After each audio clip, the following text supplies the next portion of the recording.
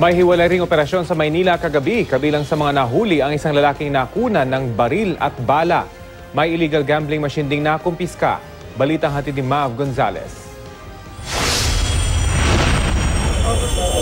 Todo tanggi ang lalaking ito kahit nahulihan na ng baril at mga bala sa Oplan Road sa Malate, Maynila kagabi. Hindi ko akin. Kanino yung baril? Hindi ko alam. Bakit nasa inyo, kuya? Wala ko sa akin.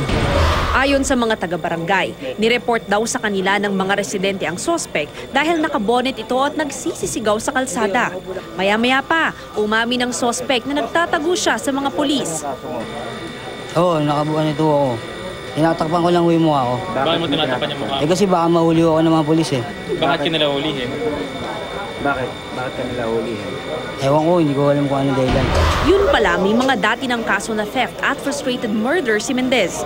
May pinasok na bahay yan sa Bautista, tapos nagpaputok na ng baril sa barangay hall ko yan. Marami na siyang previous cases. Problema ko talaga siya sa barangay at lulong sa droga yan. Kakasuhan siya ng alarming scandal, illegal possession of firearm at paglabag sa election gun ban.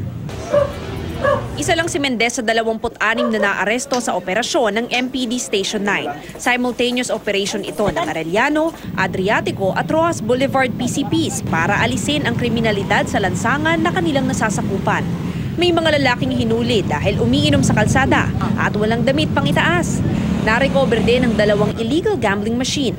Arestado ang mga umano'y maintainer nito na sina Dexter Corpus at Mary Ann Pascual.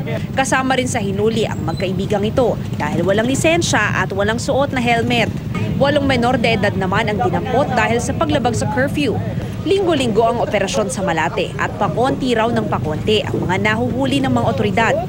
Ang target natin ay wala na tayong mahuli. Para sa akin siguro, yun ang successful natin na operation.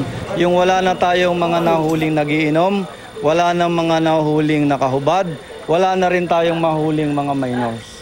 Mav Gonzalez, GMA News.